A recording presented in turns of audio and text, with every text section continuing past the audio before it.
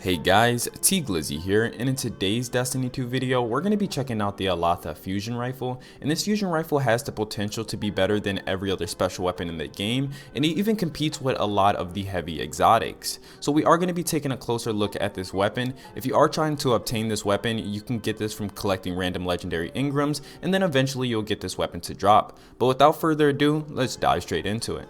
So upon taking a closer look at the Elatha fusion rifle, what makes this fusion rifle so unique is the fact that it can roll with the surrounded perk. This is the only fusion rifle in Destiny 2 that can roll with this unique perk, and this perk is really nice, especially when you pair it up with something like surrounded spec. You're going to be getting a huge damage boost when you're using both of these buffs at one time.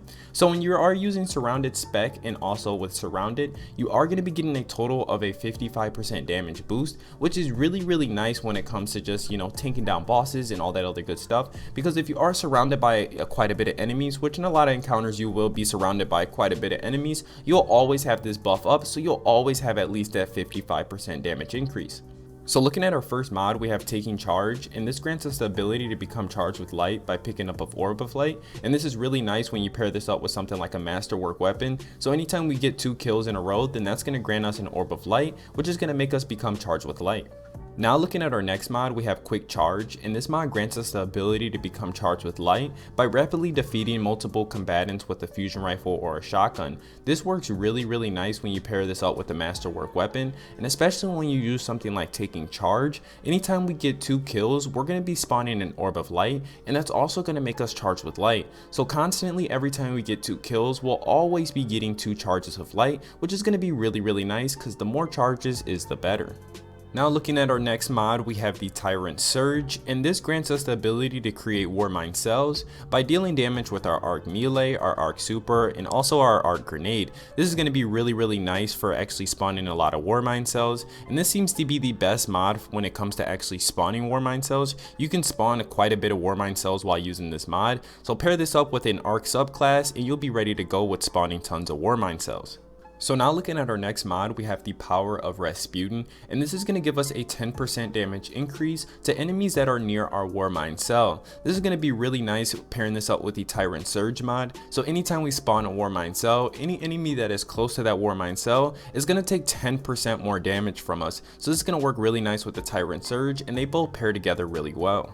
So now looking at our final mod, we have High Energy Fire. While charged with light, you gain a bonus to weapon damage, and it's a 20% damage increase. This is really nice when you pair this up with the Power of Rasputin mod, because they do stack on top of each other, so you're going to be getting a total of a 30% damage increase, and this is going to be really nice for our fusion rifle.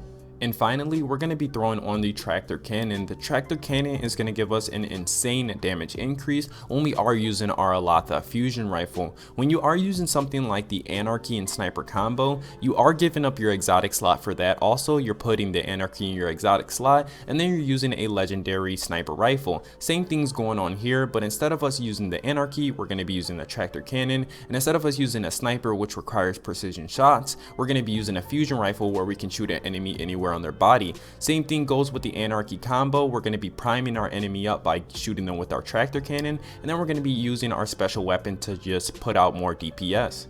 So I went ahead and tested the damage out on Greg, and with the Elatha with no buffs on it, we're hitting for 3,372, and a fusion rifle shoots out 7 bolts, so each bolt is doing 3,372 damage. So when we go ahead and put that all together, we're getting a total of 23,604 per shot, which is really bad. So when we use all 5 of our bullets, so when we shoot off our entire clip, we're doing a total of 118,000 damage, which really isn't that good. That's like borderline of primary weapon, so it's super weak. But now we're gonna go ahead and put on all of our buffs.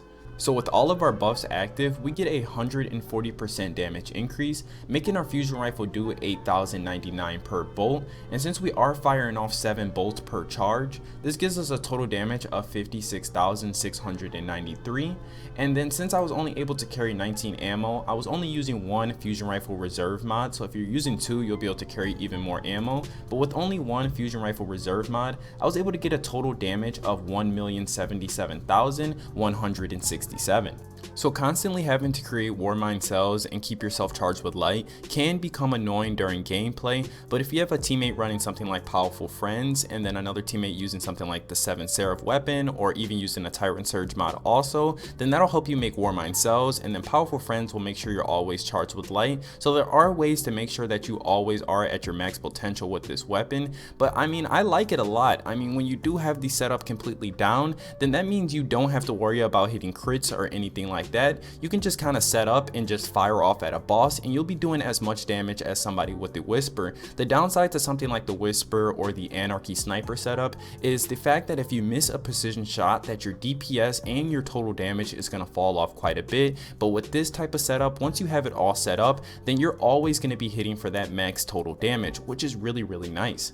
So yeah guys, that's gonna do it for me in this Destiny 2 build video. If you guys did enjoy, please be sure to let me know by slamming that thumbs up button. And we are doing a giveaway, so if you would like a chance to enter into our giveaway, we're gonna be giving away the Mist of Blossom emblem, and you can figure out how you can enter into this giveaway by visiting the description, and it'll give you all of the details on how to enter so you can win this sick emblem. But yeah guys, again, I appreciate you for sticking through the entire video. If you guys did enjoy, please be sure to hit that thumbs up button, and if you aren't subscribed already, make sure to hit that subscribe button. And I've been your boy T Glizzy. You guys have been my awesome viewers, and I'll see you guys in another. Peace.